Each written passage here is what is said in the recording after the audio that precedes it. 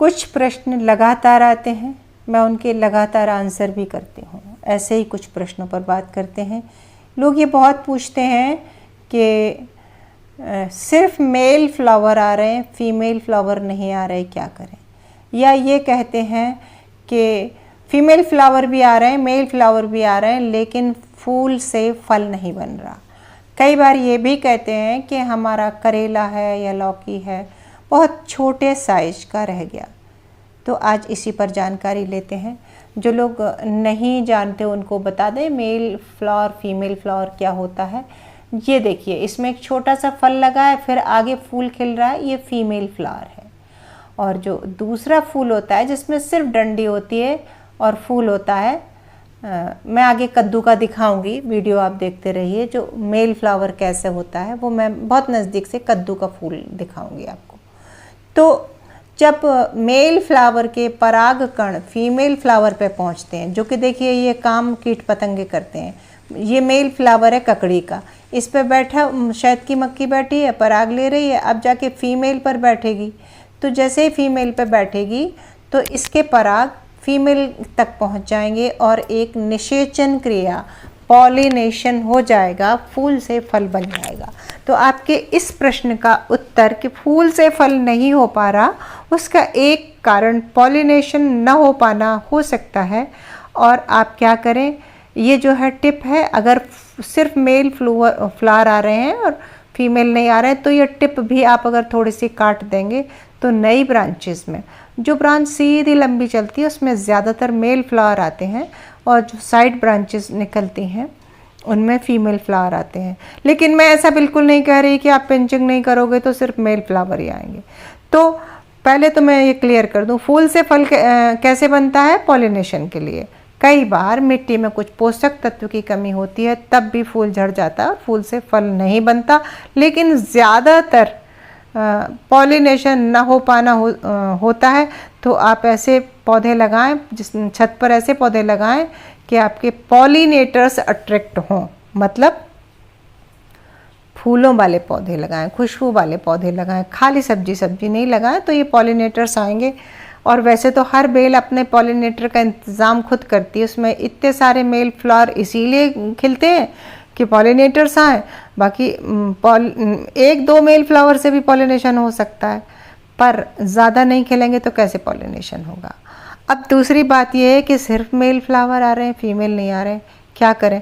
मैंने पिंचिंग की बात बताई, वह एक उपाय हो सकता है, लेकिन मैं बहुत पिंचिंग कभी नहीं करती। मैं आपसे एक बात कहूँ कि फूल आना या न आना हमारे हाथ में नहीं है, ये प्रकृति तय करती है। बहुत सी चीज़ें प्राकृतिक रूप से होती है, जैसे कि बीज का उगना, बेल का बढ़ना।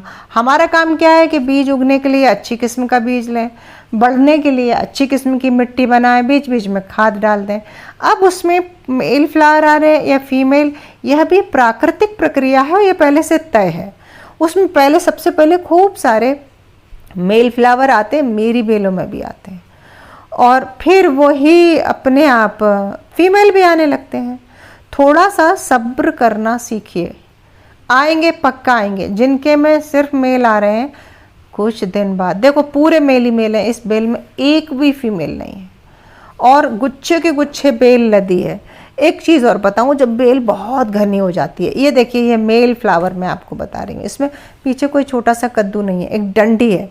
लौकी हो, कद्दू हो, तोरई हो, जिसमें एक डंडी और फूल है वो मेल फ्लावर है, जिसमें पीछे छोटा सा फल लगा है वो फीमेल फ्लावर है। तो मेल फीमेल फ्लावर आप पहचान गए होंगे। और सिर्फ मेल आना फीमेल आना यह तो बिल्कुल हमारे हाथ में है ही नहीं। देखिए कद्दू में भी टोटली मेल आ रहे हैं, लौकी में भी मेल आ रहे हैं। मैं बिल्कुल नहीं घबरा रही, मुझे पता है कुछ समय बाद ये प्रोसेस शुरू होगी, फीमेल भी आना शुरू होंगे, और जब शुरू होंगे तब खूब सारे फल आएंगे। लेकिन फिर भी आप चाहें तो विज्ञान ये कहता है कि अगर आगे सिर्फ थोड़ी सी प्रूनिंग कर दें तो जो साइड की ब्रांचेज आती हैं उसमें फीमेल फ्लावर ज़्यादा आते हैं। आप वो कर सकते हो, मैं उस झमेले में पड़ती नहीं हूँ क्योंकि मेरी इतनी बड़ी बगिया है। तो ये तीन चार प्रश्न आपने पूछे थे। हैंड पॉलिनेशन सीख लेंगे तो फल टिकने लगेगा।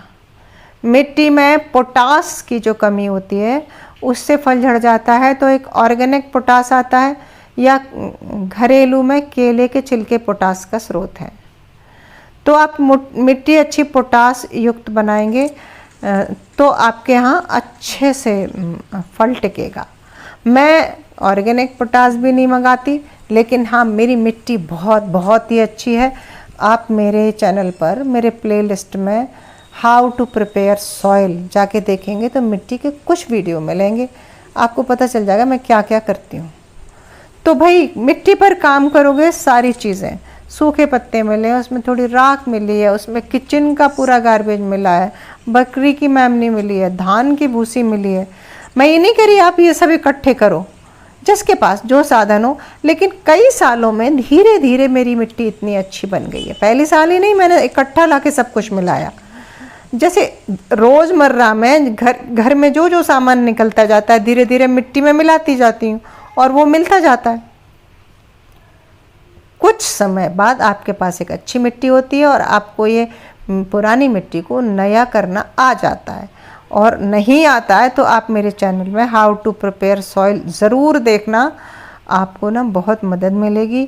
और जब इन मुद्दों पे काम करेंगे, इस पे बहुत परेशान नहीं होना कि सिर्फ मेल फ्लावर आ रहे हैं, आपके प्रश्नों के उत्तर मिल ही गए होंगे। सो आज के वीडियो में बस इतना ही।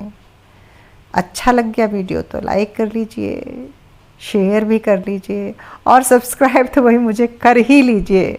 मिलते हैं फिर किसी नए विषय के साथ। नमस्कार।